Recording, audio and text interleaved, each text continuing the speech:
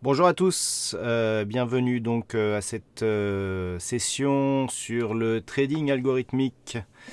Bienvenue, je vois que certaines personnes commencent à rentrer dans la formation. Alors vous êtes énormément d'inscrits, donc je vais laisser à tout le monde le temps de trouver les liens qui vous ont été envoyés par l'équipe ActiveTrade. Merci à tous en tout cas déjà pour votre présence. Vous êtes très nombreux donc à être inscrits à cette formation. Voilà, on va accueillir tout le monde, donc on va laisser à tout le monde le temps d'arriver et nous allons commencer dans quelques minutes.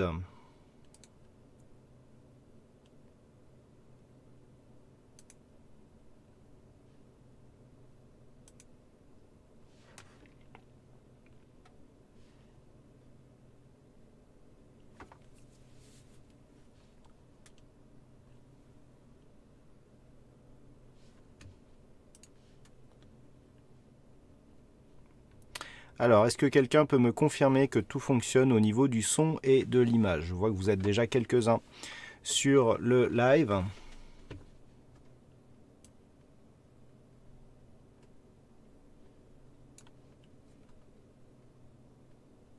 Est-ce que vous m'entendez?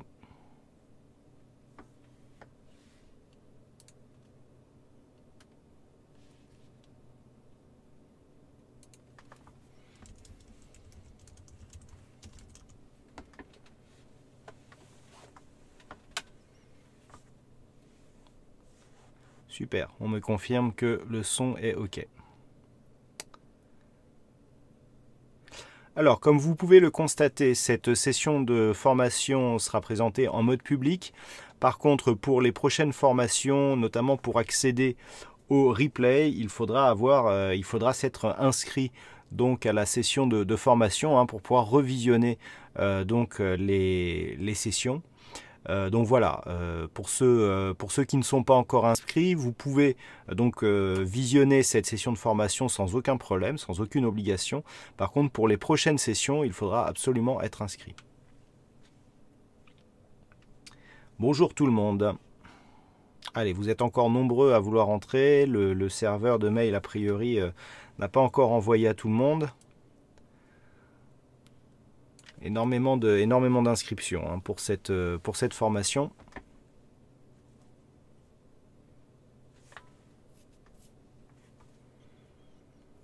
Donc ce sera la première session donc, concernant le trading algorithmique où on va présenter un petit peu l'ensemble de ce que l'on peut faire dans le trading algorithmique et surtout cette question pourquoi du trading algorithmique.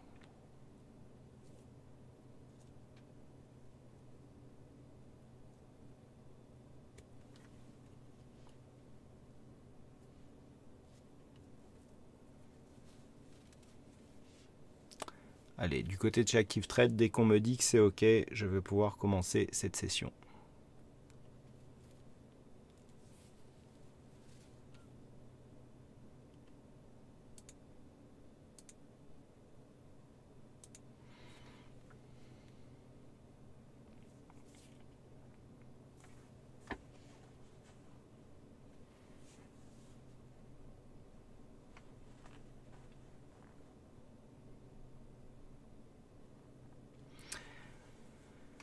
Allez, nous allons commencer.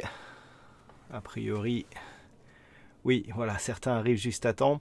Alors déjà, avant de commencer, est-ce que la plupart d'entre vous peut me dire si vous êtes plutôt totalement néophyte en training algorithmique, c'est-à-dire que en fait vous n'avez aucune pratique de l'algorithme, ni même aucune connaissance, ou si vous êtes déjà intermédiaire, c'est-à-dire vous commencez à vous intéresser au trading algorithmique, ou alors si vous êtes déjà avancé, c'est-à-dire si vous utilisez déjà des algos, si vous utilisez déjà des robots et si vous avez déjà une gestion en réel avec des algos. Alors vous pouvez tous répondre à la volée et puis moi ça me donnera une idée, en fait ça me donnera un pourcentage à peu près des participants présents.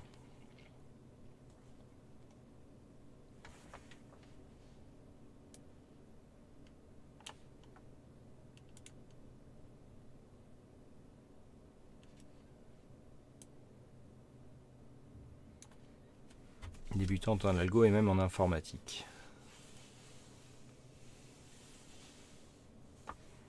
Néophyte. Donc, a priori, beaucoup de gens qui n'ont jamais pratiqué. D'accord. De toute façon, ce que j'ai essayé de faire, c'est vraiment une formation qui sera où tout le monde pourra y trouver son compte.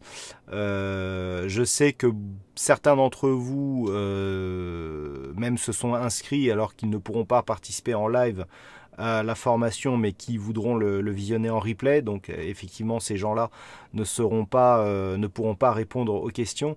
Oui, a priori, il y a énormément de débutants. Donc c'est vrai que s'il y a énormément de débutants, je remanierai légèrement la formation pour l'adapter beaucoup plus vers les débutants. Le but étant dans ce cas-là de vous mettre le pied à l'étrier et de vous montrer un petit peu tout ce que peut vous apporter le trading algorithmique. Ok, donc a priori, il y a beaucoup de totalement néophytes,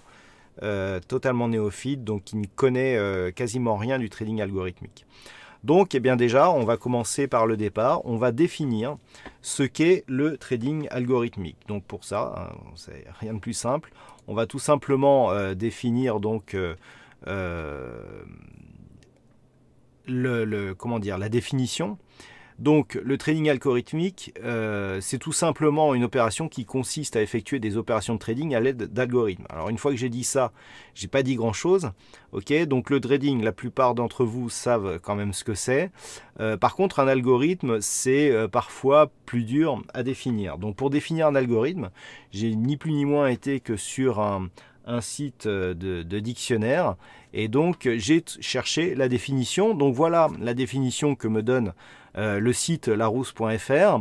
Un algorithme, qu'est-ce que c'est? C'est un ensemble de règles opératoires dont l'application permet de résoudre un problème énoncé au moyen d'un nombre fini d'opérations. Un algorithme peut être traduit grâce à un langage de programmation en un programme exécutable par un ordinateur.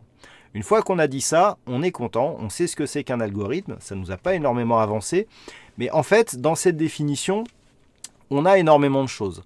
Ensemble de règles opératoires dont l'application permet de résoudre un problème énoncé.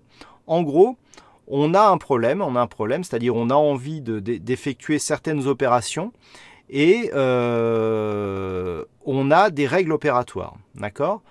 Et en fait, on décide pour diverses raisons de faire exécuter ces règles et ces opérations par un programme qui va être donc exécuté par un ordinateur.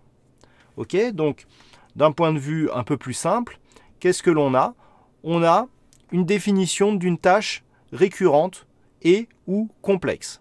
En fait, des choses simples, on ne va pas avoir besoin de le faire par un algorithme, on va le faire nous-mêmes. Genre par exemple, cliquer sur un bouton achat ou cliquer sur un bouton vente, ça je pense que quelque part tout le monde sait le faire, et vous allez me dire, on n'a pas besoin d'un algorithme pour faire ça à notre place. Par contre, quand on va commencer à avoir une tâche récurrente ou complexe. Alors récurrente, qu'est-ce que c'est? C'est une tâche qu'on effectue très souvent, d'accord? Un ensemble, alors on doit cliquer là, ensuite cliquer là, ensuite cliquer là, ensuite cliquer là, d'accord? Si on voit qu'on clique toujours au même endroit, on pourrait très bien imaginer que l'on va utiliser un logiciel qui va cliquer tout le temps à ces mêmes endroits, dans un ordre prédéfini, pour accélérer l'action et surtout nous faciliter la tâche. Le but va être effectivement de gagner du temps et surtout de faciliter. Donc, on a un ensemble, on a une tâche récurrente ou complexe. Complexe, c'est-à-dire ça peut être un calcul ou ça peut être une action difficile à effectuer. C'est-à-dire il faut qu'on rentre dans un menu, il faut qu'on aille chercher la bonne définition et puis ensuite il faut qu'on clique sur le bon bouton. Ça peut être quelque chose qu'on peut dédier à un algorithme parce que c'est tout simplement pénible à effectuer. Ensuite, on peut avoir un problème ou un calcul complexe. C'est-à-dire que pour notre trading, eh bien, on a besoin de faire un calcul, par exemple pour une exposition, ou on a besoin de faire un calcul parce qu'on est sur un sous-jacent où il y a énormément, enfin où on a des pipes au dixième, où on a des cotations au dixième de pipe, etc. On a besoin de définir des niveaux, et donc on va avoir besoin, pour définir ce niveau, eh bien, d'effectuer certains calculs complexes. On peut dédier effectivement ce calcul à un algorithme. Ensuite, on a aussi le cas où on a la définition d'un nombre important de conditions. Alors, on a les indicateurs, on a une stratégie avec plusieurs conditions, et il faut par exemple que l'on vérifie un grand nombre de conditions. Donc il va falloir qu'on vérifie si le prix est au-dessus ou en dessous d'un certain niveau, si on a une tendance qui est dans un certain sens, si on a des volumes qui se comportent d'une certaine manière, si on n'a pas une configuration qui donne une tendance haussière mais avec une phase d'affaiblissement. Donc il y a tout un ensemble de conditions comme ça que l'on va devoir vérifier à chaque fois que l'on va vouloir prendre une position. Par exemple, oui, on a un croisement de moyenne mobile, mais est-ce que j'ai vérifié que l'indicateur stochastique n'était pas en surachat, etc., etc., etc. Ça, c'est ce genre de choses que l'on va pouvoir faire vérifier par un algorithme, c'est-à-dire par un programme qui va être programmé pour ça et qui va donc vérifier toutes ces conditions à notre place pour nous faciliter la tâche et surtout pour nous faire gagner du temps. Bonjour à Céline, bonjour à Noam et bonjour à Mamba. Oui, effectivement, bonjour d'un revenant. Bon, s'il y en a d'autres qui arrivent, je dirai pas bonjour à tout le monde. Je vais essayer de vous dérouler cette formation sans trop de coupures. Alors par contre, si vous avez des questions à poser, n'hésitez pas à les poser sur le chat. Si je n'y réponds pas tout de suite, j'y reviendrai entre deux chapitres et puis j'essaierai de les éluder au fur et à mesure. Donc, voilà un petit peu les exemples que l'on peut avoir de tâches que l'on pourrait dédier à un algorithme. Donc, une fois que l'on a défini ces tâches, qu'est-ce qu'on a dit qu'on allait faire? On a dit qu'on allait exécuter donc ces tâches par un ordinateur. Pourquoi? Parce que tout simplement, l'ordinateur, il se fatigue beaucoup moins. En gros, il ne se fatigue pas. Il peut le faire tout le temps, à n'importe quelle heure du jour et de la nuit. Et surtout, on va éviter des erreurs. On sait bien, il y a un fameux proverbe qui dit que l'erreur est humaine. Et effectivement, un ordinateur ne va pas faire d'erreur. D'accord? Un bug informatique, tous les informaticiens le savent, c'est pas l'ordinateur qui a fait une erreur, c'est la personne qui a programmé l'ordinateur ou qui a écrit le programme exécuté par l'ordinateur, qui a fait une erreur dans sa programmation et qui donc génère une erreur. En fait, l'ordinateur en lui-même ne fait pas d'erreur. Pour ceux qui travaillent dans des systèmes de sécurité, ce n'est pas un système informatique qui va faire une erreur. C'est toujours à la base de chaque erreur informatique, il y a une erreur humaine. À chaque fois que l'on remonte cette erreur. Et bien là, ça va être exactement pareil. À chaque fois qu'il va y avoir une erreur dans l'exécution dans l'exécution de certaines tâches, eh bien en fait, ça sera toujours une erreur de programmation. Ça ne sera pas une erreur de l'ordinateur. L'ordinateur ne fait pas d'erreur. Ok, donc exécution par un ordinateur ou dans le cas qui nous intéresse par un logiciel dédié que nous allons appeler la plateforme de trading, parce que tout simplement comme nous on fait du trading, eh bien on va avoir une plateforme de trading. Donc cette plateforme qui va nous servir donc pour toute cette formation, ça sera une des plateformes les plus connues et les plus populaires, à savoir MetaTrader 4, et donc là énormément d'éléments, donc d'exemples seront tirés de cette plateforme. Toutefois, il y aura énormément d'éléments aussi qui seront génériques et des informations générales que vous pourrez adapter à d'autres plateformes de trading, d'accord? Mais pour tous les exemples concrets et tous les exemples de programmation que nous aurons abordés dans cette suite de formation, eh bien, les exemples seront effectués sur la plateforme. Donc, on aura même recours à une plateforme de démonstration MetaTrader 4, donc fournie par le broker ActiveTrade qui vous propose aujourd'hui cette formation. Donc, on utilisera la plateforme de trading MT4. Alors, une fois qu'on a défini ça, on se dit, bon ben voilà, on va donner des exemples. Alors, on a par exemple, eh bien, un graphe. Alors, voilà, on a un graphe. Alors bon, j'ai pas été chercher très loin. C'est l'évolution du CAC 40 en unité de temps daily.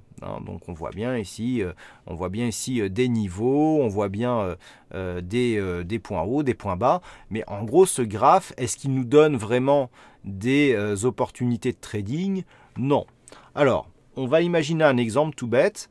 Vous allez voir, c'est très simple. Alors, l'exemple va vous paraître très simple et très basique, mais vous allez voir que là où je veux en venir, je vais vraiment vous faire comprendre ce que l'on va chercher dans la gestion algorithmique. D'accord ? Alors, exemple, je souhaite savoir si je suis dans une zone de prix plutôt basse ou plutôt haute. En fait, je me dis, bon, bah, j'y connais pas grand-chose en trading, d'accord? J'ai ce graphe qui est là devant moi et je me dis, bah tiens, à ce niveau-là, est-ce que je dois acheter ou est-ce que je dois vendre? Alors, on est dans un marché. Si je posais la question, je pense qu'on aurait à peu près 50-50% de gens qui voudront acheter et les autres qui voudront vendre. C'est normal, un marché se nourrit justement de la différence d'opinion que peuvent avoir les différents intervenants de ce marché. Pour qu'il y ait un acheteur, il faut qu'il y ait un vendeur en face. Si tout le monde a la même opinion, eh bien on n'a plus de marché. Ça veut dire qu'on a soit que des acheteurs, soit que des vendeurs. On n'a plus de contrepartie. Donc c'est tout à fait normal. Il n'y a pas de... Comment dire? Il n'y a pas de... Il n'y aura personne qui aura raison. On ne peut pas savoir à l'avance qui aura raison dans cette configuration. Donc on a cette configuration et on voudrait en fait avoir des aides, ce que l'on appelle des aides à la décision. Donc on a ce graphe et nous on aimerait savoir si on est dans une zone de prix plutôt haute ou plutôt basse. Donc pour se donner une idée d'avoir un prix plutôt haut ou plutôt bas, on se dit bah tiens, je vais regarder la moyenne des précédentes cotations. Donc je vais chercher à savoir si je suis au-dessus ou en dessous de la moyenne des 20 dernières séances. Bon, pour ceux qui font du trading, vous me voyez arriver, d'accord? Simplement, on a une moyenne de cours, on se dit, bah tiens, comment je fais pour savoir si je suis plutôt dans la zone haute ou dans la zone basse? Cela me permettra de savoir si je dois plutôt acheter ou plutôt vendre. Tout simplement, on commence par du basique. Donc, comment on fait pour calculer ça? Eh bien, on définit qu'il faut faire un calcul sur la moyenne des 20 dernières séances. On choisit une moyenne mobile 20, tout simplement. Alors le calcul il est très simple, on prend le calcul donc de la séance précédente, on prend le cours de la séance précédente, ensuite celle d'avant, celle d'avant, celle d'avant, et pendant 20 fois. On additionne donc ces 20 valeurs et on divise le résultat par 20. D'accord? On obtient la moyenne sur les 20 dernières séances. Ok? Mais ça, comme je vous l'ai montré, c'est sur le calcul à partir de la séance précédente. Si on n'est pas satisfait de ne pas avoir un calcul en temps réel, on va plutôt, à la place ici de cette séance, eh bien, demander à avoir un calcul en temps réel. Donc on va refaire le même calcul pour savoir donc si on est au-dessus ou en dessous de la moyenne des 20 dernières séances. On va calculer les 19 séances précédentes plus la séance en cours. Et donc notre calcul devient S19, 1S pour séance, plus la 18e, plus plus celle d'avant et l'actuelle. Et on va diviser ceci par 20. Et donc on va obtenir une moyenne sur les 20 dernières séances en temps réel. Et on va se rendre compte d'une chose, c'est que comme le prix en cours change tout le temps, eh bien on va avoir une moyenne qui va s'ajuster, puisqu'en fait le prix de la bougie actuelle ou de la séance actuelle eh bien, va influer sur le calcul que l'on a. Et bien cette moyenne, elle va s'ajuster en temps réel. Alors donc, elle va être mobile. Et surtout la moyenne par rapport aux séances précédentes, la moyenne du jour sera différente de la moyenne du lendemain et différente de la veille. Et donc nous avons une moyenne qui devient mobile, donc le nom moyenne mobile. Donc si on reprend le graphe que l'on avait tout à l'heure, si on lui applique une moyenne mobile avec le calcul que je vous ai donné, on obtient ceci.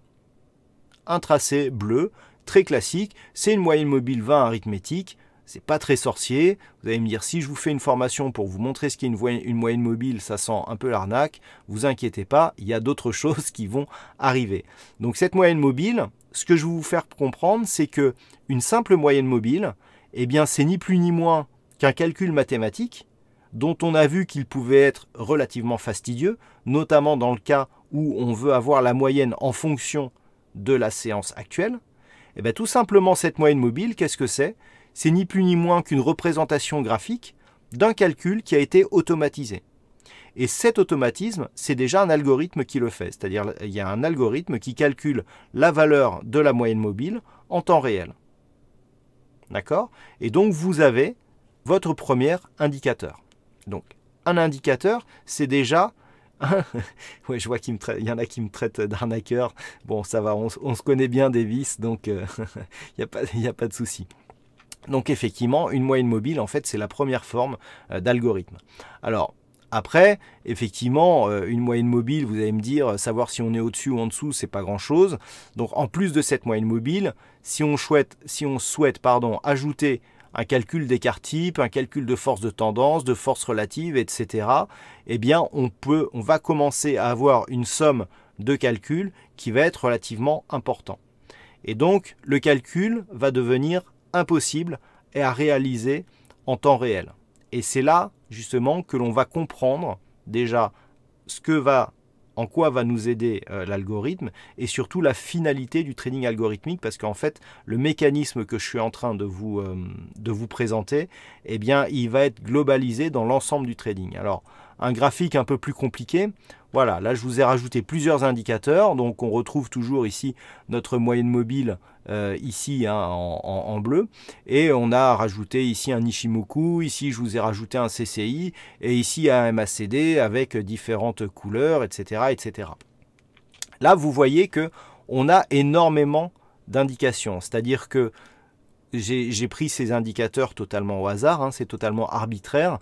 Ce que je veux vous montrer, c'est que si on commence à user d'énormément d'indicateurs, eh bien on a énormément d'informations qui sont disponibles sur le graphe. Hein. Donc chaque tracé du graphe précédent représente un calcul complexe. Et on voit que grâce aux indicateurs, eh bien on peut en afficher énormément en temps réel sur un graphe, tout simplement pourquoi? Parce que c'est la plateforme via le calcul donc qui sont intégrés dans les indicateurs qui nous permet d'afficher toutes ces informations en temps réel.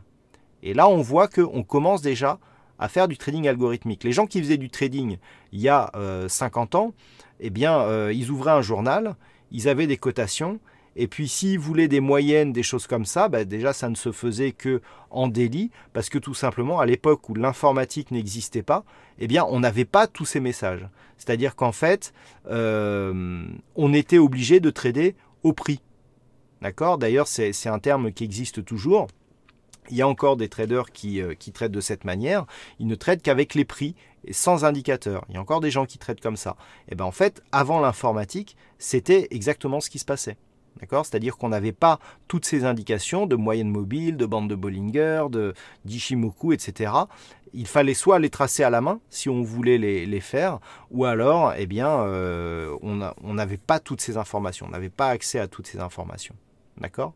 Donc on voit que le fait d'avoir justement l'aide des plateformes de trading et des indicateurs donc gérés par ordinateur nous permet d'avoir accès à beaucoup plus d'informations que ce que nous avions précédemment sur les graphes. Et là, on va voir que cette évolution, ce n'est qu'un début. J'ai pris effectivement exprès un exemple très simple pour que tout le monde comprenne le mécanisme. Mais en fait, on va voir que c'est ce mécanisme qui va nous amener à l'automatisation totale d'une approche, parce qu'on va être dans une recherche de performance et on va voir pourquoi la gestion algorithmique eh bien, peut nous permettre d'améliorer nos performances. Et vous verrez que par rapport à ce que je vous ai dit tout à l'heure concernant les erreurs, beaucoup de ce que l'on dit être une erreur du trading algorithmique ne sont en fait que des erreurs de programmation. D'accord? Alors, en effectuant ces calculs via un indicateur, il devient possible d'afficher d'une manière visuelle un grand nombre d'informations. Ok? Et donc, si on a un grand nombre d'informations sur un graphe qui s'affiche très rapidement, si on veut aller plus loin, eh bien, on peut afficher ce nombre d'informations sur plusieurs sous-jacents. C'est-à-dire que là où avant, on pouvait avoir des informations sur un seul sous-jacent, eh bien, rien ne nous empêche notre configuration de l'appliquer sur beaucoup de sous-jacents. Et donc là, on a 14 sous-jacents donc, sur la plateforme que je vous présente. On a appliqué 14 fois la configuration graphique que j'ai définie sur mon premier graphe. et on se retrouve avec une plateforme de trading. Donc là, elle est réduite hein, pour les besoins du graphe, mais on peut la faire tenir sur plusieurs écrans. On se retrouve avec une plateforme de trading, avec des sous-jacents. Vous pourrez remarquer qu'on a des sous-jacents en daily, on a des sous-jacents en 1 minute, on a des sous-jacents en hebdomadaire, en 15 minutes, en 4 heures. Voilà, on peut avoir énormément d'informations sous différentes unités de temps. D'accord? Alors, je vais voir si déjà il y a des questions.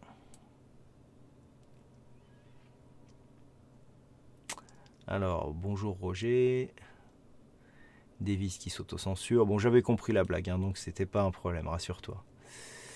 José, non, ça fait pas longtemps que ça a commencé. J'ai commencé à accueillir les gens vers 17 h et donc on a vraiment commencé à 17 h 10. Alors, comme je le disais, hein, le replay sera accessible à toutes les personnes inscrites. Vous recevrez via ActiveTrade un lien pour accéder justement à tous les replays.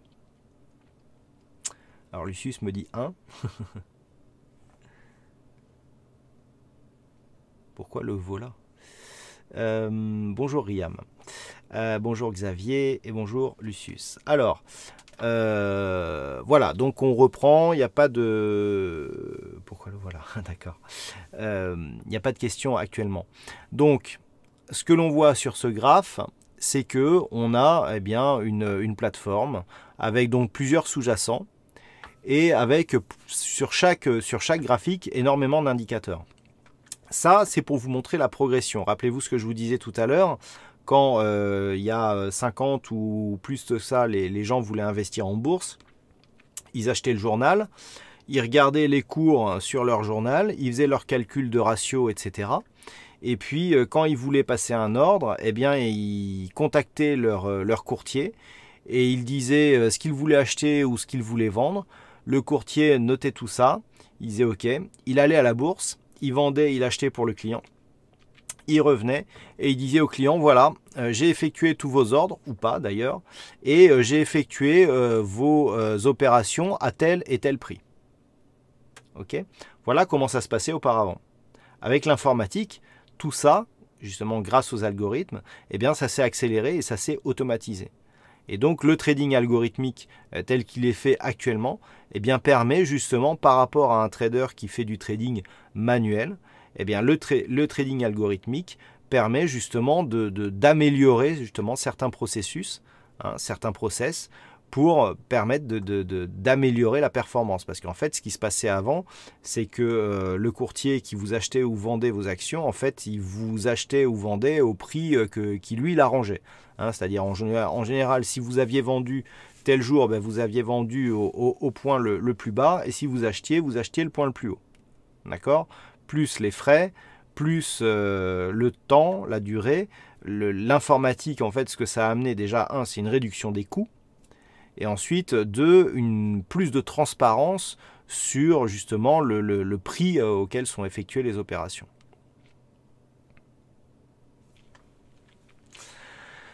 Alors, si on reprend donc l'affichage de toutes ces informations, permet de gagner du temps de calcul pour avoir des indications visuelles rapidement. Hein, on l'a vu, on a un graphe avec plein d'indicateurs, c'est très joli, on a plein d'informations, et on se dit qu'avec ça, on va pouvoir trader avec énormément d'efficacité. Le problème, c'est que le graphe, eh bien, il est devenu totalement illisible.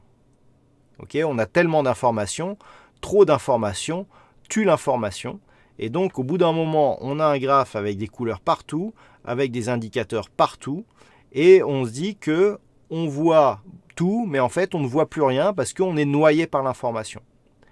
Donc là où la première étape de l'algorithme va nous permettre d'afficher plus d'informations, il y a un autre concept que l'on va introduire donc grâce aux algorithmes, c'est le tri de l'information. Et donc, ce que l'on va faire, c'est que l'on va trouver un moyen pour accélérer la perception des signaux en fonction des indicateurs. C'est-à-dire que le but d'avoir des indicateurs, c'est de générer des signaux de trading. Si on doit regarder chaque graphe en se disant, tiens, est-ce que la configuration, est-ce qu'elle est bonne pour prendre ma position ou pour en sortir, ou est-ce que ça nous donne des informations, etc., ce que l'on va rechercher pour aller plus loin justement dans l'algo, c'est justement d'avoir ce fameux tri. Et donc, on va aborder un autre concept qui sera le concept des alertes. C'est-à-dire qu'en plus donc du visuel, on peut pouvoir rajouter alors soit un visuel supplémentaire, puisqu'on peut avoir un système de pop-up, soit un système sonore. C'est-à-dire on a des informations qui vont être visuelles d'un point de vue global, mais qui vont nous donner, qui vont être complétées par une alerte sonore. C'est-à-dire que le côté sonore de l'alerte va nous donner des indications supplémentaires qui vont attirer notre attention. Donc vous voyez, si on pousse un peu plus loin dans la gestion algo, eh bien on va pouvoir gérer ce genre d'informations. Ce genre d'informations, on va les retrouver au chapitre des indicateurs. On aura donc dans cette formation tout un chapitre qui sera dédié aux indicateurs. Donc on expliquera en regardant un code comment est fait un indicateur. Et ensuite, je vous montrerai comment sur un indicateur existant, vous pourrez vous-même rajouter une alerte ou plusieurs alertes. Donc ça fera partie de la formation. Alors je ne me rappelle plus quel numéro c'est, mais ça fera partie de la formation indicateur. Et on voit que là, même sans forcément gérer des positions par algo, le fait d'augmenter en fait ces indicateurs, c'est-à-dire d'augmenter les informations qui sont fournies par ces indicateurs en émettant des signaux supplémentaires, va nous permettre d'accroître en efficacité. Ensuite, si on cherche à aller plus loin dans notre plateforme de trading, on a des indicateurs, on a des alertes qui vont nous donner des informations supplémentaires. Eh bien, il va falloir calculer le money management. D'accord ? Exemple, mon money management me dit que je ne dois pas risquer plus de 0,5% de mon capital à chaque transaction. Ok ? Eh bien, on va prendre un exemple tout bête. J'ai un capital initial de 6 532,45 €. Je souhaite acheter une paire de devises dollariennes et mon analyse technique m'indique que mon stop doit être défini à 27 pips. Combien de lots ou de mini-lots ou de micro-lots dois-je acheter sur le dollar yen pour ne risquer que 0,5% de mon capital, c'est-à-dire environ 32,60 € et quelques. Vous voyez que le calcul ici du money management, il devient assez compliqué à faire. Et si on n'a pas accès à un tableur ou à un système de calcul qui va faire ce calcul à notre place, le temps que l'on va prendre à faire ce calcul, eh bien en fait, la position ou la condition risque d'être passée et on risque de manquer une opportunité. Donc l'indicateur à alerte, si ça n'a pas changé, sera le chapitre 5, le 16 avril. Voilà, merci Virginie. Donc ce genre de choses, vous voyez, qui est très simple. Un money management où on doit risquer pas plus que 0,5% de le capital, ça pourrait être 1%, ça peut être 2% après, peu importe. Eh bien, à partir du moment où on va avoir justement à des algorithmes, on va pouvoir gérer ce genre de calcul d'une manière très simple. Effectivement, ce genre de calcul complexe peut être effectué par un tableur. Donc beaucoup de gens utilisent ça, hein, notamment des tableurs Excel, et ça vous permet d'avoir un affichage quasiment en temps réel de l'exposition que vous devez prendre. Il y a même des outils en ligne qui existent et qui vous permettent justement de gérer ce genre de calcul. Ou par un script. Un script, ça va être un élément donc de la plateforme, donc du trading algo, qui va vous effectuer une tâche un peu plus complexe que ce que va être un indicateur. Parce qu'un indicateur, par exemple, ne va pas pouvoir vous calculer votre money management. Vous avez le script qui, si vous le lancez, va vous dire, c'est un programme qui va ne tourner qu'une fois, et il va vous dire, bon ben voilà, en fonction des paramètres qui sont définis, moi je renvoie tel résultat. Donc ça, on verra comment fonctionnent les scripts au chapitre script, okay, lors de cette formation aussi. Ensuite, l'accélération de ces calculs va me permettre de prendre plus d'opérations et donc de diversifier. Parce qu'il va y avoir un élément qui est très important que va nous permettre le trading algorithmique. C'est que on va pouvoir se diversifier. Tous ceux qui connaissent des conseillers en gestion de patrimoine vous le diront, la clé de la sécurisation en trading, c'est la diversification. Pour sécuriser votre approche, vous êtes conscient que si vous jouez tout sur le rouge ou tout sur le noir, pour schématiser, eh bien en fait vous avez 50% de chance de gagner ou perdre.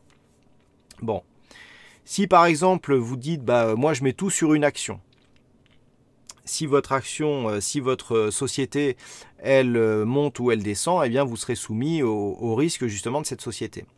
Ensuite, si vous vous dites non, plutôt que de jouer sur une action, je vais me constituer un portefeuille d'actions. Donc vous allez prendre par exemple 5, 10 actions. Ok, donc là vous allez vous dire tiens, je vais me diversifier, donc je vais prendre un petit peu dans les services, un petit peu dans l'énergétique, je vais prendre une banque, et puis tiens, on m'a dit qu'il fallait que je prenne des valeurs défensives. Donc une valeur défensive, qu'est-ce que c'est? C'est un titre qui, même en cas de crise, eh bien cette entreprise, on en aura toujours besoin. Donc c'est facile, hein. Qu'est-ce qu'aura toujours besoin l'être humain? Il aura toujours besoin de s'alimenter. Donc on a tous les secteurs, tout ce qui fait partie du secteur alimentaire. L'être humain aura toujours besoin de se soigner. Donc on se dit que du côté de la santé, on a des entreprises, même si ce n'est pas toujours vrai, parce qu'après on a tout le problème des nouvelles technologies. On se dit que dans la santé, eh bien, ça risque d'être assez sécure. On a 2-3 secteurs comme ça. Donc la diversification, déjà, on commence à la toucher du doigt. C'est-à-dire qu'en fait, on va se dire, moi, je vais prendre un petit peu de dynamique, donc des secteurs de croissance, des nouvelles technologies, des secteurs de consommation, etc. Mais au cas où, s'il y a des problèmes, eh bien, je vais prendre un petit peu de défensif, donc un petit peu d'alimentaire, un petit peu de santé, par exemple, hein, ce ne sont que des exemples. Et puis, ça va être mon premier élément de diversification. Et puis, si je veux aller plus loin dans la diversification, je vais me dire, tiens, à une époque, on savait que dès que les indices chutaient ou en cas de crise grave, eh bien l'or montait. Donc, je vais acheter un peu d'or. En même temps, l'or, c'est en même temps un secteur de croissance parce qu'on utilise beaucoup dans l'informatique. Donc, le fait d'acheter de l'or, ça peut monter si la consommation va bien. Et puis, en même temps, ça peut monter en cas de conflit ou en cas de crise majeure. Donc ça aussi, c'est de la diversification. On investit, mais en essayant justement de se diversifier. Et le fait de faire ça va nous demander, si on fait du trading manuel, beaucoup plus d'analyse. C'est-à-dire, il va falloir qu'on analyse l'or, il va falloir qu'on analyse les entreprises défensives, les entreprises de croissance, il va falloir qu'on calcule la corrélation que l'on a entre tous ces éléments, etc., etc., le money management global. Vous voyez que ça peut vite devenir compliqué. Et donc, le fait justement d'accélérer tout un ensemble de calculs par des algorithmes ou par des programmes va nous permettre une meilleure diversification. C'est-à-dire que dans beaucoup d'articles ou beaucoup de gens qui parlent d'algorithmes, en fait, il y a un principe effectivement d'automatisation, mais à mon sens, ce n'est pas le plus important. C'est-à-dire le plus important que vous amène l'algorithme, le fait justement de simplifier certains calculs, c'est de pouvoir vous permettre justement de vous ouvrir à plus de sous-jacents. Et si vous le faites correctement, le fait justement d'intégrer dans votre trading une meilleure diversification, on va voir que ça vous permet souvent d'améliorer les résultats, en plus en ayant un trading beaucoup plus sécurisant, et notamment ça vous permet d'avoir une meilleure performance et sans forcément augmenter votre drawdown, si c'est bien fait. Donc la diversification, et donc le fait d'avoir des calculs qui sont beaucoup plus rapides, ça va nous permettre donc de diversifier les sous-jacents. C'est-à-dire les sous-jacents, c'est les produits qu'on va utiliser, donc ça peut être les paires de devises, mais ça va être aussi matières premières, des actions, des indices, les taux, ça peut être les crypto-monnaies par exemple. Ça peut être aussi les stratégies. Alors, qu'est-ce que ça veut dire, ça, les stratégies? Ça veut dire que je peux avoir, par exemple, pour les indices, si je ne fais que des indices et de l'action, eh bien, une stratégie en cas de hausse des marchés, où donc je vais essayer d'acheter sur repli, et puis une autre stratégie sur un marché baissier. On sait tous qu'une stratégie en marché haussier et en marché baissier, il ne suffit pas de retourner le graphe et puis d'appliquer les concepts à l'inverse. On sait très bien que sur le marché actions et sur le marché des indices, eh bien, les actions et les indices descendent beaucoup plus vite que ce qu'ils montent, en général, sauf cas particulier. Mais ça, c'est quelque chose que tout le monde sait. Et donc, le fait d'appliquer deux stratégies différentes, une pour un marché haussier, une pour un marché baissier, eh bien, le fait d'avoir justement une gestion par des algos, eh bien, on aura des calculs qui seront simplifiés, qui nous permettront justement d'utiliser plus de stratégies. Par exemple, pour ceux qui suivent un petit peu les trading live, on sait tous que une gestion de trading en tendance va être totalement différente de ce que l'on peut avoir lorsque l'on a une news majeure qui est diffusée, par exemple. Okay, lorsqu'on a une news majeure qui est diffusée par le marché, eh bien, on a des comportements qui sont totalement différents de ce que l'on peut avoir lorsque l'on a une tendance bien établie. Et ça, le fait d'utiliser les algos va nous permettre de l'optimiser, ça. C'est-à-dire qu'en fait, on aura une stratégie pour un type de marché, une stratégie pour quand ça bouge énormément, une stratégie pour quand ça ne bouge pas. Par exemple, un jour férié où il n'y a aucun marché majeur ouvert, est-ce que ça vaut le coup d'utiliser une stratégie de trading qui se base par exemple sur une forte hausse de la volatilité? Je prends des exemples extrêmes pour bien vous faire comprendre que ce n'est pas comme ça qu'il faut qu'on travaille. Il faut toujours qu'on applique une stratégie qui s'adapte au marché. Et donc le fait justement de simplifier et d'automatiser certains calculs, ça va nous permettre d'accéder à ça. C'est-à-dire d'accéder au fait qu'on va pouvoir diversifier donc les stratégies. Donc il y a plein d'autres choses que l'on peut diversifier, mais là je vais m'attacher à vous décrire juste les éléments principaux.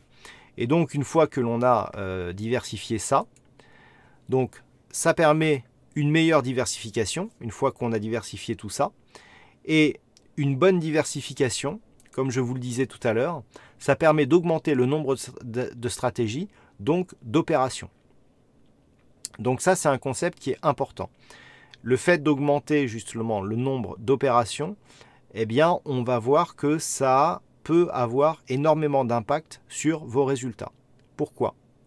Parce que si on considère que chaque stratégie, elle est rentable sur le long terme, je m'explique. J'utilise par exemple une stratégie haussière et une stratégie baissière sur le CAC 40. La stratégie haussière, elle est gagnante quand le marché monte et elle est perdante quand le marché descend. Vous n'avez qu'à me dire, il n'y a qu'à acheter tout le temps et puis au moins, quand ça monte, on gagne, quand ça descend, on perd. Ok. Ensuite, je me dis, moi, en plus de ça, je vais mettre une stratégie de couverture. Stratégie de couverture, en général, à quoi ça sert? C'est une stratégie que l'on utilise pour couvrir les actions donc, que l'on achète tout le temps, au cas où le marché se met à baisser.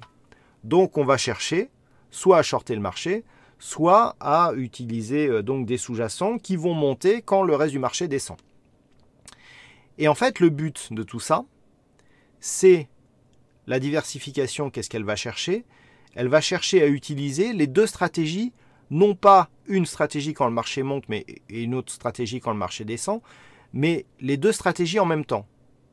Parce qu'en fait, ce que l'on va chercher, c'est que quand le marché monte, la stratégie qui utilise qui est adaptée au marché haussier va gagner de l'argent, et la stratégie de couverture, on va essayer de faire en sorte qu'elle en perde moins que ce que gagne la stratégie qui marche en marché haussier.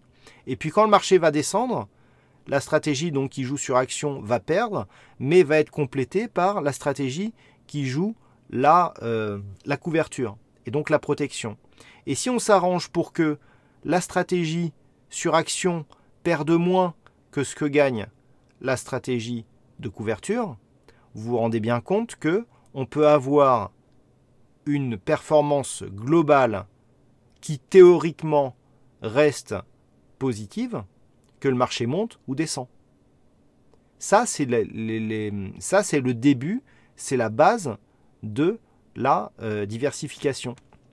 Et donc, si chaque stratégie est rentable sur le long terme, c'est-à-dire si on arrive à effectuer une stratégie qui ne fait qu'acheter des actions depuis et que l'on la simule sur une vingtaine d'années.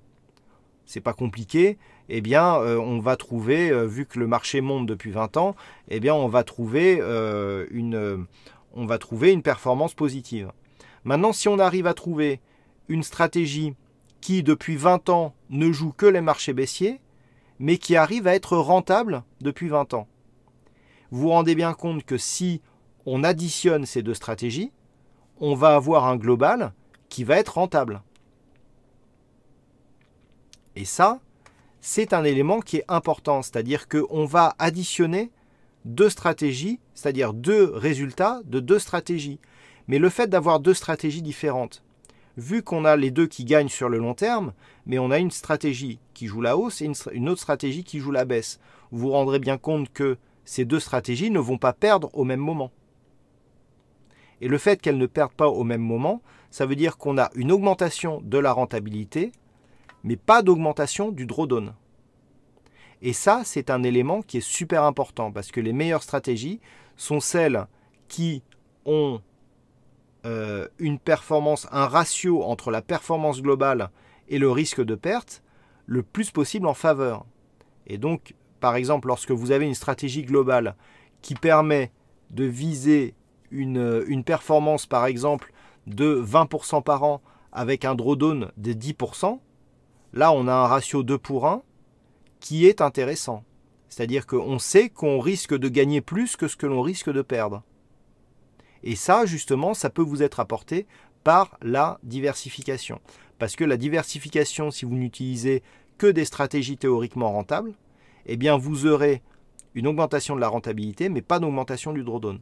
Alors ça, c'est de la théorie, c'est facile à dire, vous allez voir que ce n'est pas toujours facile à faire, mais c'est ce que l'on recherche, justement, lorsque l'on se diversifie.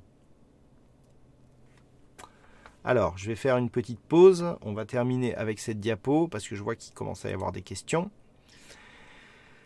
Et le fait aussi d'avoir une bonne diversification, on va passer plus d'opérations. Et si on passe plus d'opérations et qu'on a un money management qui nous impose, par exemple, un risque par jour ou par semaine ou par mois, si on divise ce risque par le nombre d'opérations que l'on va émettre justement durant cette période. Si on a un risque qui lui ne change pas, mais qu'on a plus d'opérations, est-ce que tout le monde comprend que chaque opération que l'on va générer, justement, on va lui faire porter moins de risques? Eh bien, c'est ça aussi que va nous apporter l'algorithme via la diversification, c'est que on va augmenter le nombre d'opérations, et donc comme on aura plus d'opérations, mais que l'on aura un risque qui lui sera équivalent, on va faire porter à chaque opération moins de risques par position. Et donc on va avoir une performance qui va commencer à se lisser, parce que moins vous avez de risques par position, plus le résultat global, eh bien lui, il devient régulier. Alors, ma connexion est tombée pendant peu de temps, on peut réécouter le live. Alors, José, si vous êtes inscrit, vous allez recevoir par le biais d'ActiveTrade un espace donc dédié à la formation pendant lequel vous pourrez regarder donc les replays. Ce qu'il faut savoir, c'est que la formation du jour, c'est surtout une formation de présentation qui vous explique en fait ce que l'on va chercher dans le trading algo, donc au travers des indicateurs, des scripts, du money management, des expert advisors, etc., etc.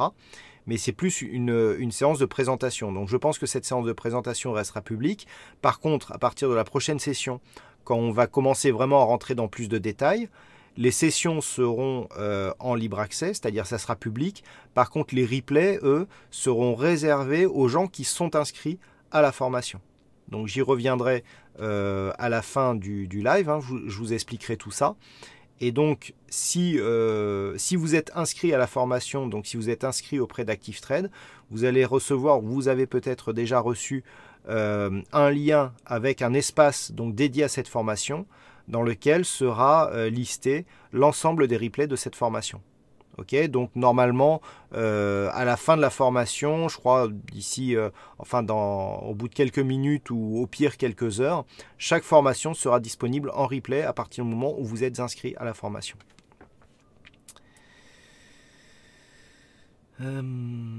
Alors, je vois Noam qui me dit Pernod Ricard, donc je ne sais pas si c'est un appel à l'apéritif, c'est un peu tôt encore quand même, Noam. Hein. Non, je pense savoir pourquoi en fait. Hein. C'est parce que tout à l'heure je parlais de diversification pour les actions alimentaires et effectivement à un moment Pernod Ricard était classé justement dans ce qui était défensif. Voilà, donc on me confirme hein, qu'il y aura un espace formation. Bonjour à tous, on peut programmer du long short. Alors, oui Noam, hein, j'ai précisé hein, que c'était pour les défensives.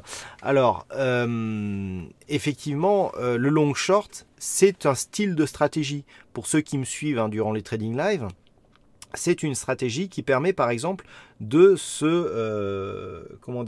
de ne pas être soumis au biais directionnel de marché. C'est un type de diversification. C'est-à-dire, par exemple, c'est une stratégie que l'on peut utiliser lorsqu'il n'y a pas de tendance claire. Si on n'a pas de tendance claire, j'y reviendrai à cette stratégie. Si on n'a pas de tendance claire, mais que on détecte, par exemple, une décorrélation entre deux actifs qui sont normalement corrélés, eh bien, en fait, on va pouvoir profiter justement de cette décorrélation pour essayer de générer de la plus-value. Et c'est un très bon exemple de diversification parce que là, on utilise une stratégie haussière et une stratégie baissière en même temps. C'est très simplifié, hein, puisqu'on achète un sous-jacent pour revendre l'autre. Mais en fait, qu'est-ce qu'on fait quand on achète de l'euro-dollar? Eh bien, en fait, on achète de l'euro et on vend du dollar. Et on joue sur la corrélation qu'il y a entre ces deux paires de devises, entre ces deux devises, pardon. Et donc, on achète ou on vend une paire de devises. En fait, quand je fais un long short entre le CAC et le DAX, quand j'achète du CAC et que je vends du DAX, c'est comme si j'achetais un sous-jacent qui s'appellerait CAC contre DAX. Quand j'achète de l'euro-dollar, j'achète de l'euro-dollar contre dollar. C'est-à-dire que j'achète de l'euro et je vends du dollar.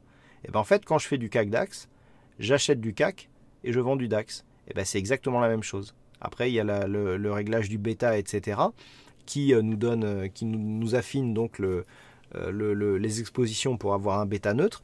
Mais ce type d'approche, c'est pas pour rien si je vous la montre justement pendant ces trading live, c'est qu'elle est un très bon exemple justement de ce que peut nous apporter la diversification parce qu'on est sur un type de stratégie différent et on voit qu'on peut gagner en achetant et en vendant en même temps, mais deux sous-jacents différents.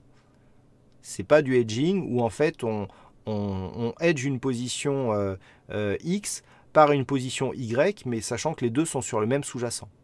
Et là, effectivement, c'est plus du tout la même chose. Ok. C'était pour les défensives, j'avais compris Noam. Sébastien, bonjour. Comment on fait pour faire un algo en Python? Alors, je ne suis pas du tout spécialiste des algorithmes en Python. Malheureusement, comme je l'ai dit au début de cette émission, de cette session, on parlera de formation. Donc, il y aura de la formation de l'information qui sera générale sur le trading algo. Par contre, en termes de langage et de plateforme, on n'abordera que la plateforme MT4 avec le langage dédié, donc qui est le MQL4, qui est un dérivé du C, du langage C. Voilà, et bonjour Laurent. Donc on va reprendre le fil de cette formation.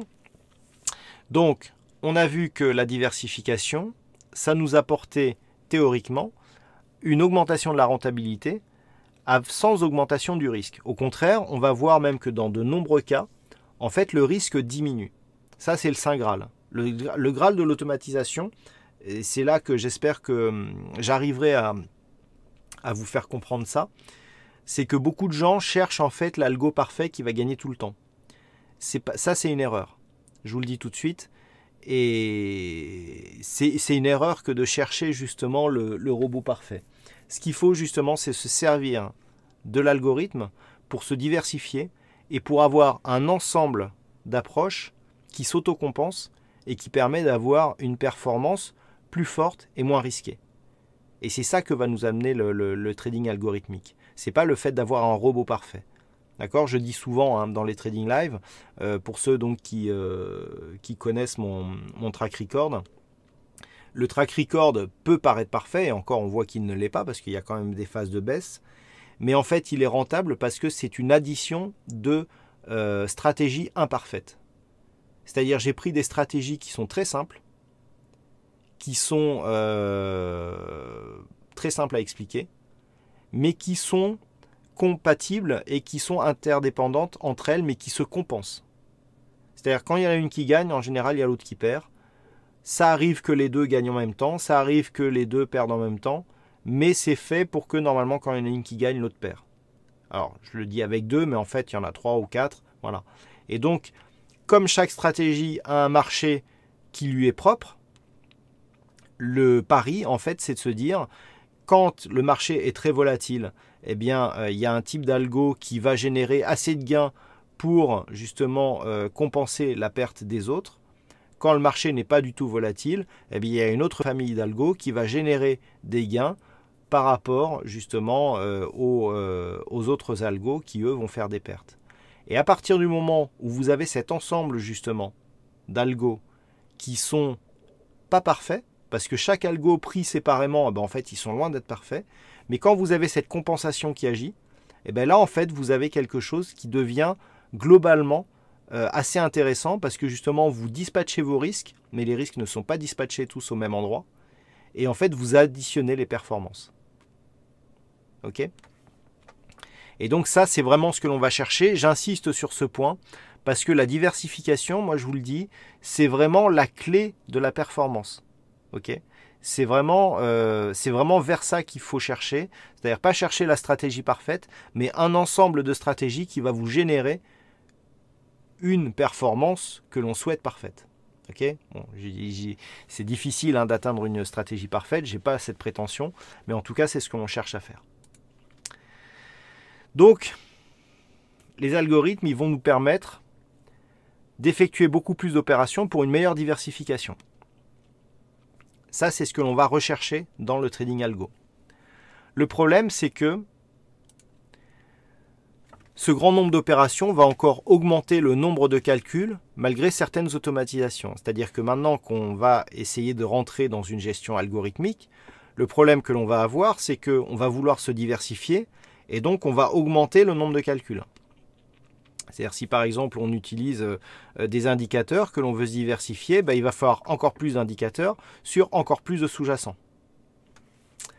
Et il y a un autre problème aussi qui va arriver, c'est qu'un grand nombre d'opérations va nous obliger à adapter notre money management. Je m'explique. Je vais prendre un money management basique. Je me dis, bon, quand je faisais du swing trading, je faisais ça. Je prenais une position et à chaque position, je prenais, moi quand je faisais ça sur action par exemple, je prenais une position.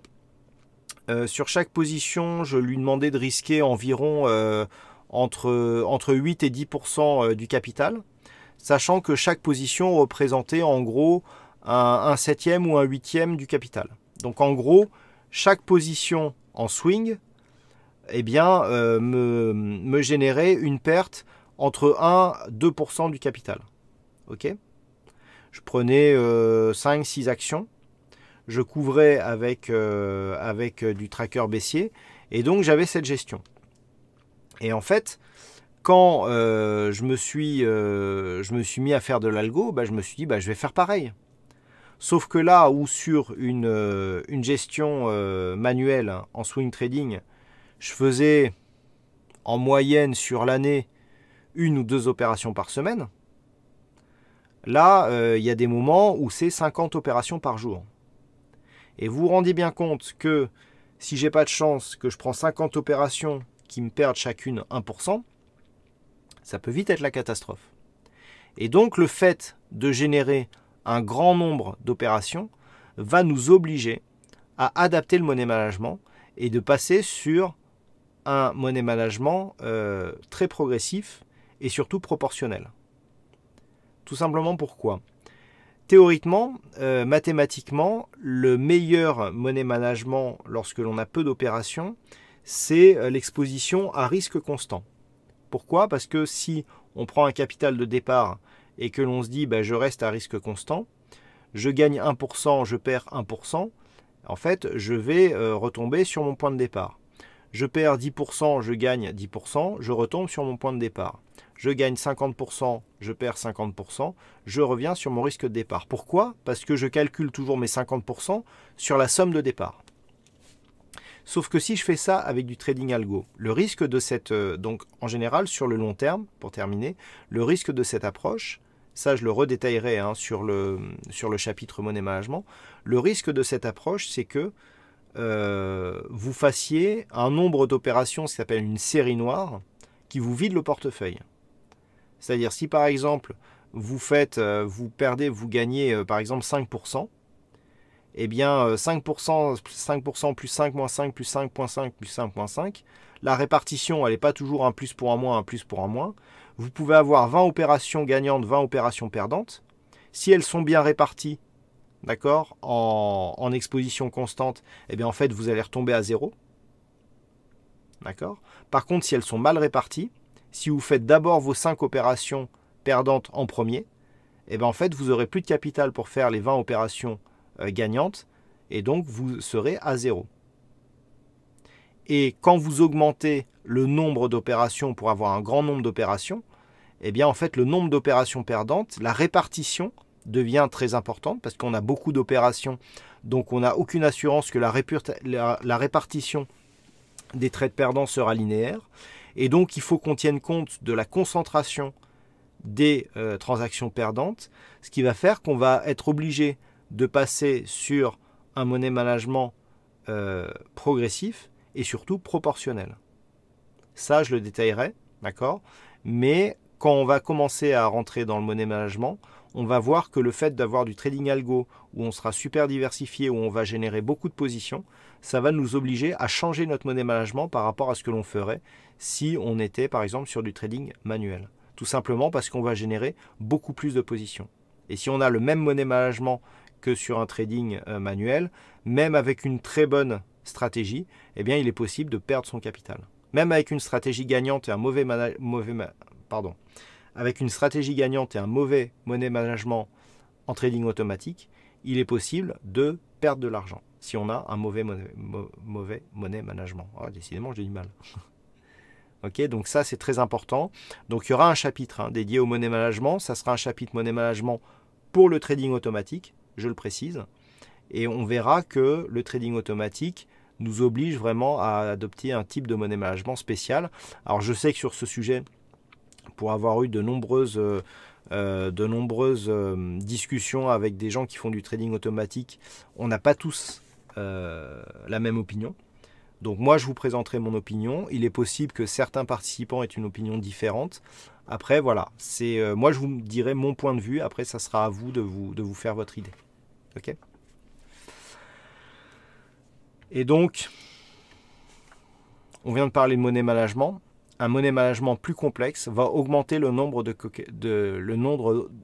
d'opérations et de calculs assistés. C'est-à-dire que même avec un calcul assisté, on va avoir un tel nombre de calculs à faire, même si on est géré par des algorithmes de calcul, qu'au bout d'un moment, on va être obligé de globaliser la gestion par algorithme pour justement atteindre donc cette diversification, cette fameuse diversification qui va faire qu'on va pouvoir augmenter notre performance.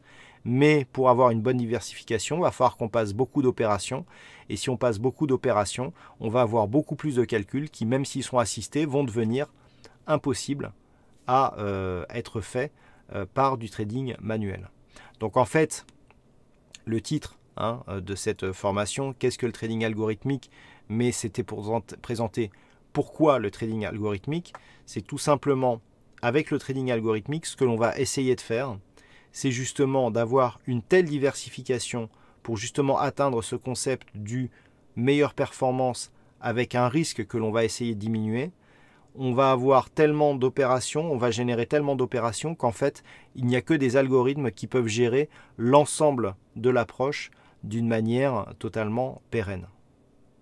Ok, vous voyez où je veux en venir, on est parti d'un calcul de moyenne mobile pour en arriver là. Donc c'est vraiment la chose que je voudrais que tout le monde comprenne du pourquoi de l'algo. L'algo, c'est pas avoir des robots pour avoir des robots.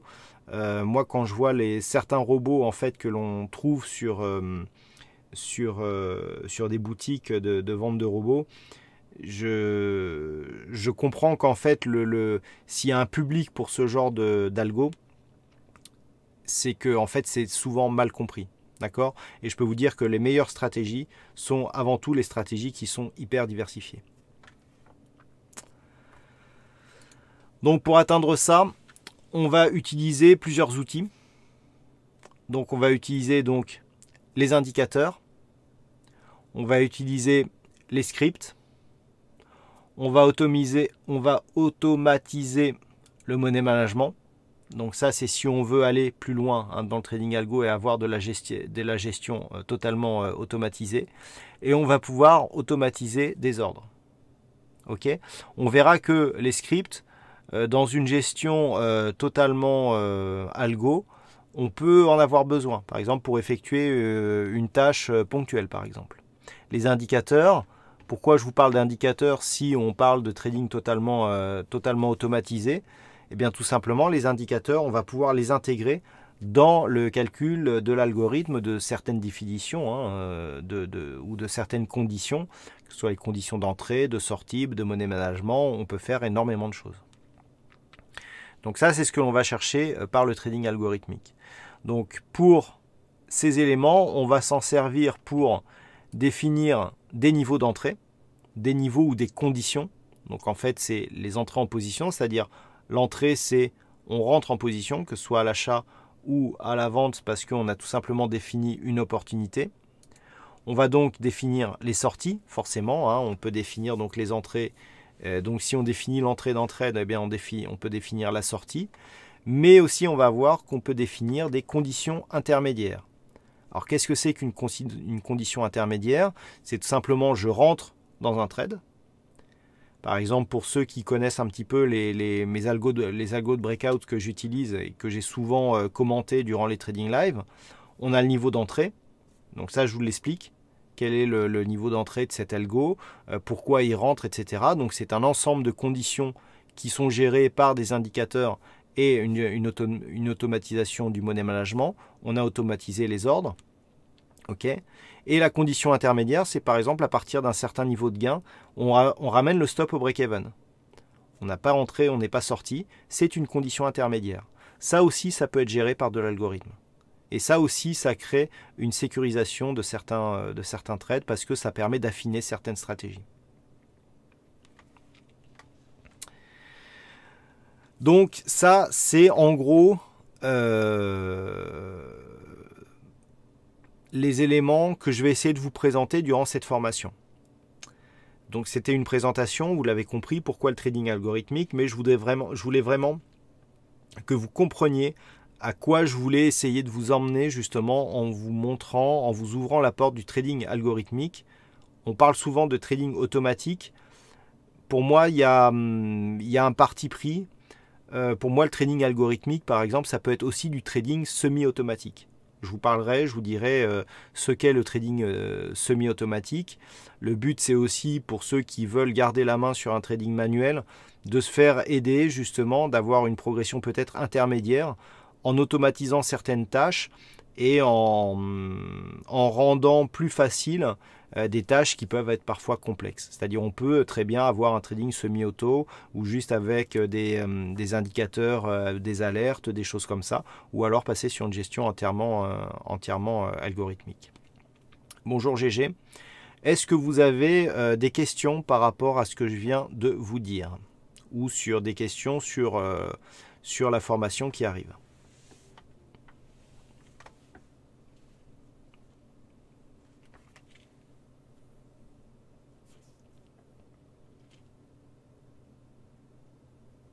A priori, pour l'instant, il n'y a pas de questions.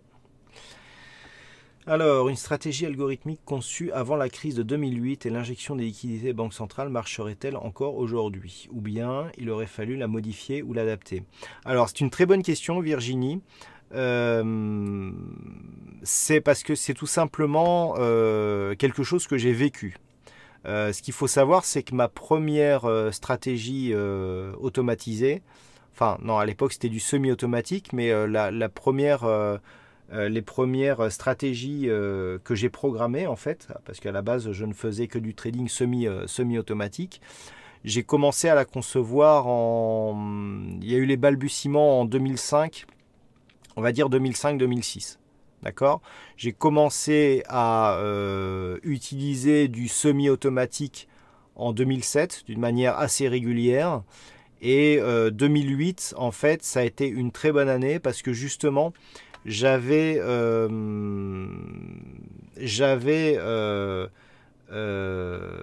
le début fait le choix de programmer cette approche avec une stratégie, par exemple, qui joue la hausse et une autre stratégie qui joue la baisse.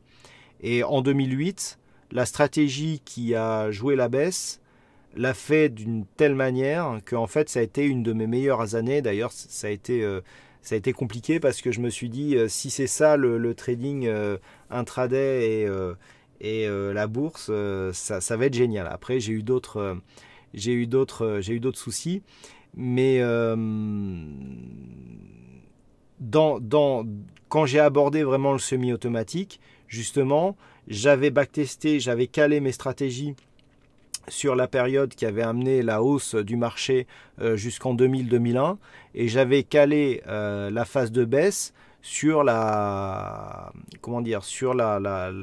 période qui allait de 2001 à 2004. J'ai pris au niveau de la phase de hausse, ça a très bien marché et au niveau de 2008, ça a très bien marché aussi. Le problème, c'est que par la suite, on a eu des mouvements qui étaient un peu moins marqués d'un point de vue directionnel. D'accord ? Donc, la question est très intéressante parce que c'est une question qui est récurrente dans les stratégies. À condition égale, on va réussir à émettre on va réussir à capter des performances assez similaires. Et ça, on va en reparler. Je vous prie de bien vous remémorer cette question qui est très importante. C'est que on l'abordera notamment avec l'automatisation. On cherche souvent à optimiser des stratégies avec une précision et une perfection qui moi, m'étonne énormément. C'est-à-dire qu'en fait, on va aller chercher une précision extrême dans l'optimisation, alors qu'on sait très bien que le marché ne réagira pas exactement de la même manière. Et donc, ça amène une certaine question, est-ce que tout ça est vraiment cohérent ? Et ça, je vous l'aborderai. Il y aura tout un chapitre qui sera dédié à l'optimisation des expert advisors, des robots de trading. Et ça, je vous en parlerai. Parce que ça implique des fois des erreurs que l'on fait justement lorsque l'on crée ces optimisations. Et effectivement, le marché, il change. C'est-à-dire, en fait, il faut s'adapter. Et justement, lorsque vous avez une stratégie diversifiée, vous êtes moins exposé à ce changement. C'est-à-dire que si je prends l'extrême, une stratégie qui va être très performante, mais très adaptée à un type de marché, dès que le marché va changer, elle va perdre toute sa performance.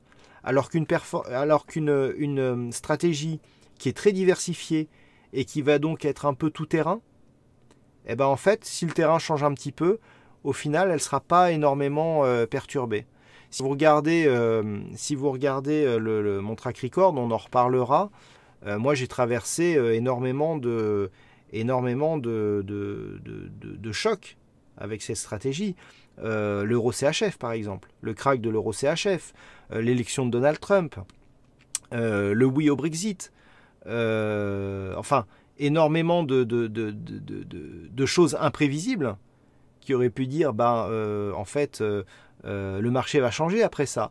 Et en fait, non, la stratégie a continué à rester justement rentable parce que j'ai appliqué, pas parce que j'avais fait un algo parfait, mais parce que j'avais pris le choix d'avoir une stratégie diversifiée qui permet de s'adapter à plusieurs types de marchés, justement. C'est ça qui a fait que ma gestion a été rentable sur la durée. Pas parce que justement j'avais fait un algo parfait, mais parce que j'avais plusieurs algos imparfaits, mais qui étaient capables, avec une vision d'ensemble, eh bien, de s'adapter à plusieurs types de marchés. C'est pour ça en fait. Et c'est pour ça que la question est très intéressante. C'est parce que justement, c'est là qu'on voit justement si un système est bon ou pas. D'accord ? Par rapport à ça, je termine sur la question. La question c'était, voilà, une stratégie algorithmique conçue avant la crise de 2008 et l'injection de liquidités des banques centrales marcherait-elle encore aujourd'hui? Alors, j'avais une stratégie qui ne fonctionnait que sur indice. Et à partir du moment où Mario Draghi a annoncé le quantitative easing, elle n'a plus fonctionné. Parce que justement, c'était une stratégie en fait qui achetait les consolidations de tendance haussière et qui vendait les rebonds techniques de tendance baissière. Et le problème, c'est que quand on a commencé justement à rentrer dans le marché administré par les banques centrales, on a eu très peu de phases de consolidation et très peu de rebonds techniques quand ça descendait. Et ce qui a fait qu'en fait la stratégie, eh bien, à chaque fois qu'elle achetait une phase de consolidation, la consolidation était... On n'avait plus de faibles consolidations, mais à chaque fois qu'on a eu des consolidations, elles étaient beaucoup plus fortes qu'auparavant. Et donc la stratégie n'a plus fonctionné. Parce que justement, c'est ce que je vous disais tout à l'heure, elle était adaptée à un type de marché tel qu'il l'était quand il n'était pas administré par le quantitative easing. Et donc le fait qu'il y ait eu ce quantitative easing, quand je vous disais j'avais une stratégie qui marchait très bien sur les indices et après j'ai eu des problèmes, c'était ça. C'est qu'en fait, la stratégie, elle n'a plus fonctionné à partir du moment où le marché a trop changé pour elle. Alors que la stratégie Forex, elle, malgré le quantitative easing, elle a continué à fonctionner. Voilà, j'espère que ça répond à la question. Tu vas nous mettre au chômage avec cette formation. Pourquoi je vais vous mettre au chômage ? C'est clair, tous endormis? Non, quand même pas, j'espère que non. Bonjour Gilles, allons-nous apprendre comment programmer dans la formation? Alors, je l'ai souvent dit pendant les trading live, je ne vais pas pouvoir vous apprendre à programmer en 8 séances d'1 heure, 1 heure et demie. C'est pas possible. Rien que la connaissance du langage, même des fois, certains termes de langage, on est obligé d'aller dans l'aide pour voir s'il y a une fonction qui nous permet de faire ce que l'on veut, d'écrire ce que l'on veut. Donc déjà, la connaissance du langage, vous verrez qu'il y a énormément de termes. On verra les principaux. Je vous expliquerai dans un algo comment définir certaines parties. Il y a des parties qui sont communes à toutes les algos, tous les algos. En gros, un algo, qu'est-ce qu'il fait? Il définit des variables. 2, il vérifie des conditions d'entrée. Il vérifie des conditions de sortie. Il vérifie des conditions intermédiaires. Il passe des ordres d'entrée. Il passe des ordres de sortie. Il vérifie s'il y a des positions en cours. Voilà en gros ce que l'on expliquera dans les algos. Je vous expliquerai comment repérer justement chaque type de paragraphe, si j'ose dire, pour les non-initiés. On ne pourra plus leur vendre un indicateur standard avec juste un ajout d'une alerte. Sacré Noam. On a déjà eu cette discussion. Cela veut dire donc qu'une fois que l'on a mis au point un programme algorithmique qui donne de bons résultats, on doit souvent le modifier ou l'adapter, voire l'arrêter au fil des mois ou des années. Ça peut être, oui, effectivement. Ça peut être le cas, effectivement. Ce qui est clair, c'est que un algorithme, moi, mes algorithmes tels que je les utilise aujourd'hui ont été adaptés parce que même en utilisant un algorithme, en fait, on trouve que l'algorithme, par exemple, fait une erreur. Non, dans la programmation, l'erreur, elle est récurrente. C'est-à-dire, par exemple, dans les premiers algorithmes de breakout que j'ai utilisés, je ne mettais pas de stop au break-even. Et en fait, je me rendais compte que la stratégie de breakout, elle est vraiment particulière dans le sens où on a un pourcentage de trades gagnants qui est souvent inférieur à 50%. En fait, je me suis rendu compte que le fait de ramener mon stop au break-even à partir d'un certain niveau de gain, eh bien, ça améliorait, ça ne réduisait pas tant la performance, mais surtout, ça réduisait énormément le drawdown. Donc ça a été une évolution. Ensuite, il y en a eu plein d'autres. D'accord ? Ça, c'est pour vous montrer un exemple, mais il peut y avoir effectivement les marchés qui changent, mais en voyant fonctionner l'algo, on va se dire, bah tiens, cette fonction-là, peut-être que si je l'intégrais, j'améliorerais mon algo. Donc il y a effectivement les conditions de marché qui changent. Il y a certains algos que je débranche à certains moments parce que je sais qu'il ne sera pas forcément adapté au type de marché qui risque d'arriver. Mais normalement, une stratégie, si elle est bien diversifiée, normalement, on devrait pouvoir la laisser tout le temps. En fait, quand je débranche un algo, qu'est-ce que je fais? Je ne fais ni plus ni moins qu'une action manuelle parce que cette action-là, je ne sais pas la programmer. Je m'explique. En plus, je sais qu'il y en a un qui va rigoler quand je vais dire ça. Par exemple, je sais qu'il y a un vote pour le Brexit cette nuit. Moi, je ne sais pas le faire. Je sais qu'il y en a un qui sait le faire ici, et peut-être certainement d'autres. Moi, je ne sais pas faire, par exemple, arrêter un algo parce que je sais qu'il y a un vote qui est prévu à tel moment. Mais je sais que c'est possible parce que je l'ai vu, ça existe. D'accord? Il suffit d'intégrer un indicateur, comment dire, un calendrier économique et lui dire si tu vois qu'il y a un vote majeur qui est prévu à ce moment-là et que normalement il y a un algo qui joue la faible volatilité à ce moment-là, tout simplement on arrête l'algo. D'accord? C'est-à-dire que le top de l'algo, je dirais même qu'on pourrait même faire un algo qui s'auto-optimise. C'est possible.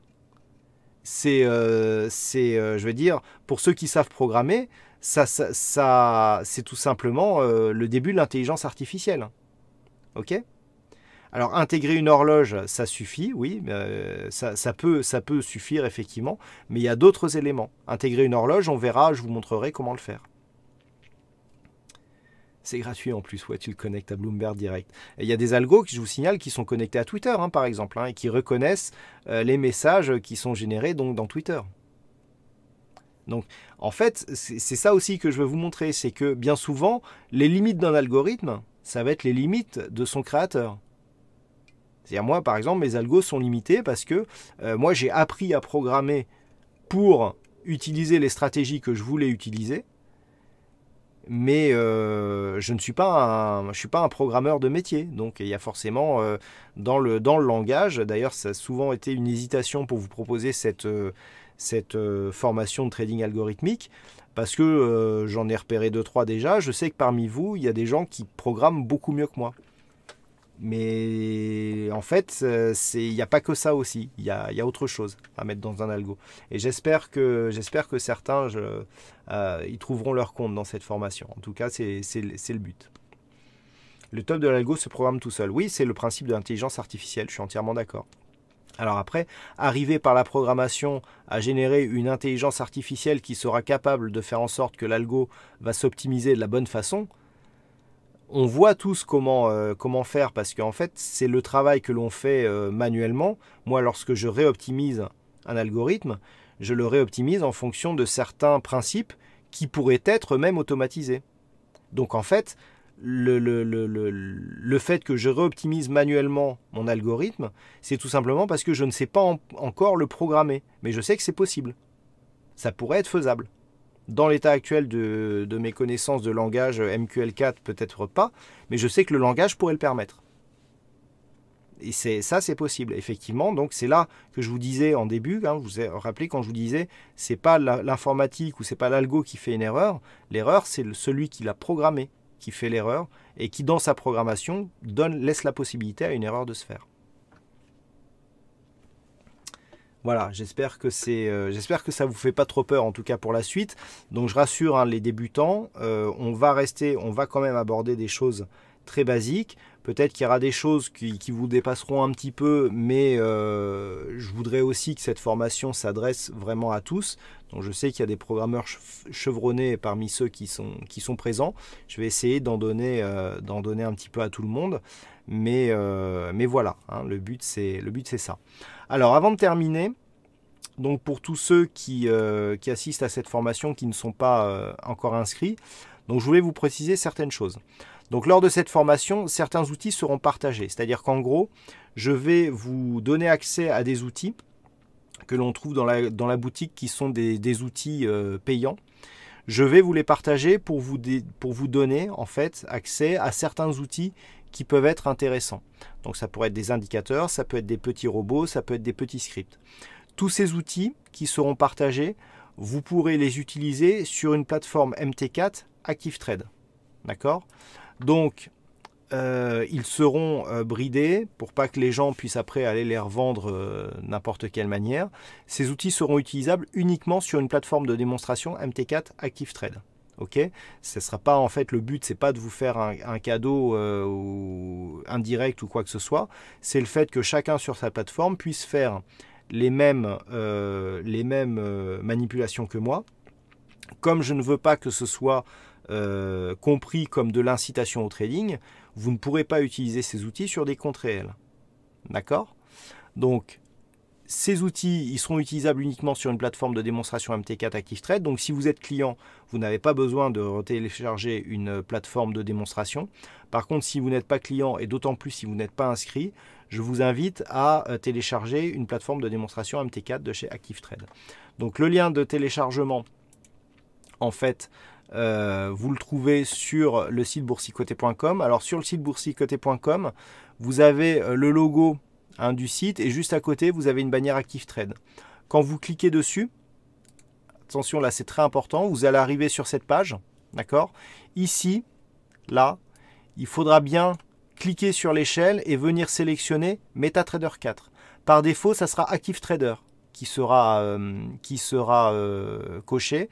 Donc il faudra vraiment venir cliquer sur MT4 et une fois que ce sera ça, une fois que vous aurez cliqué là-dessus et que vous aurez validé donc votre inscription, eh bien vous recevrez un lien de la part d'ActiveTrade pour télécharger MetaTrader 4. D'accord? Voilà, donc ça c'était une précision que je voulais vous donner parce que effectivement les outils que je partagerai, c'est des outils qui sont dans ma boutique. Eh bien, ils vous seront offerts, mais par contre ils seront bridés sur la plateforme de démonstration.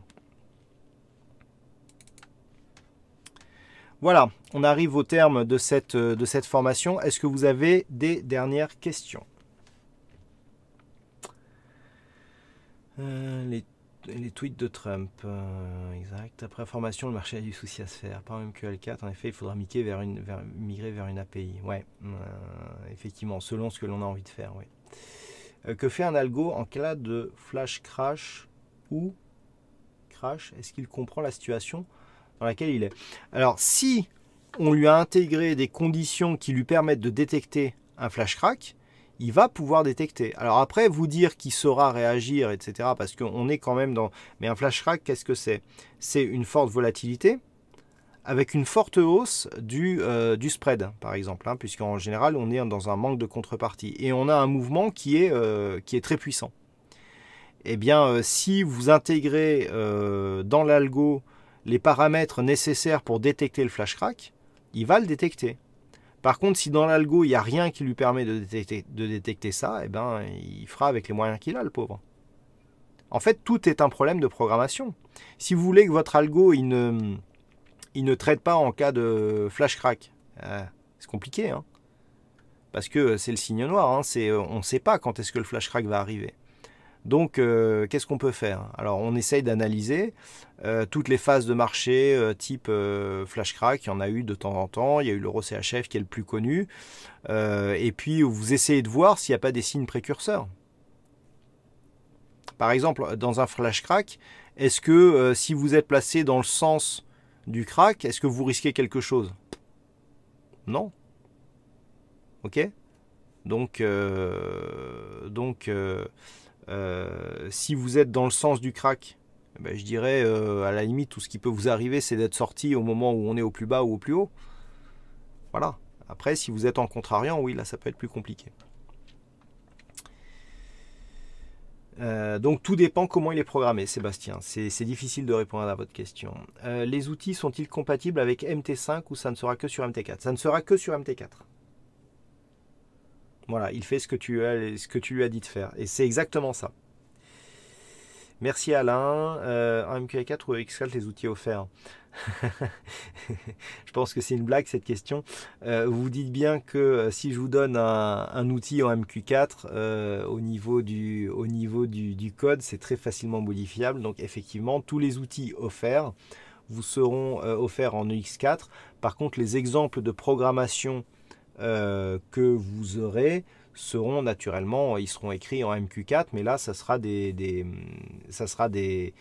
codes qui seront ouverts. Donc tout ce qui sera en code ouvert sera fait effectivement en MQ4. Par contre, les outils que je vous offrirai pour permettre d'accéder à certaines fonctions seront codés en EX4, bien entendu. Je sens que je vais apprendre des choses géniales. Merci à toi, bonne soirée. Merci Laurent. Possible de prévoir une deuxième année de formation pour plus pousser en septembre. Bah, écoutez, on verra déjà comment se passe cette première session. Et puis on en parlera. En X4, merci Virginie. Je viens de me connecter. Peut-on revoir cette vidéo en replay? Donc effectivement, vous pourrez voir cette vidéo en replay si vous êtes inscrit auprès d'ActiveTrade. Donc pour accéder au replay, vous aurez donc accès à un espace de formation qui sera actif une fois la formation terminée. Vous recevrez votre lien par le mail d'inscription à cette formation. Ça sera par le biais d'ActiveTrade que vous recevrez ce lien. Alors, pas possible de prévoir un crack qui n'est pas prévu, même par la BNS. Oui, exactement. EX4, alors EX4 MQ4, ce sont deux formats de fichiers donc compatibles avec MetaTrader 4. MQ4, en fait, c'est le code qui est éditable et donc qui peut être changé. EX4, c'est un code qui est fermé, qui est compilé, qui est exécutable, mais qui ne permet pas d'être édité et donc d'être changé. Voilà, bah écoutez, s'il n'y a pas de questions, je vais vous souhaiter à toutes et à tous une bonne soirée. Est-ce que ActiveTrade a quelque chose à ajouter avant que je termine cette session? Si ce n'est pas le cas, bah donc je vous donne rendez-vous à partir de jeudi. Donc jeudi, ça sera à la même heure. La formation, ce sera... Alors, attendez, je vais ouvrir. Hop.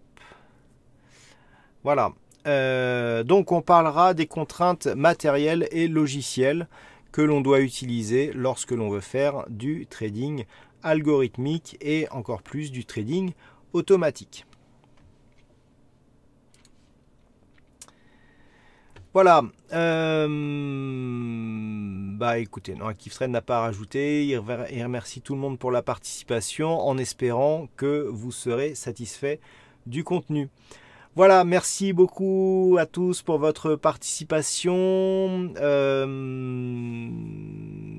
Surtout, n'hésitez pas à écrire à ActiveTrade si vous êtes satisfait du contenu, ce qui pourra permettre de continuer à offrir du contenu gratuit. Effectivement, c'est toujours appréciable. On espère en tout cas que ce contenu sera d'une assez bonne valeur ajoutée. Voilà, bah écoutez, je vous donne donc rendez-vous jeudi à partir de 17 h pour la suite de cette formation algorithmique. Donc je rappelle, cette session va rester publique, mais à partir de la prochaine session, ce sera public donc pour la partie en direct, et ensuite ça sera réservé aux personnes inscrites pour les replays. Voilà, bon trade à tous et à très bientôt sur la chaîne activetrade.fr.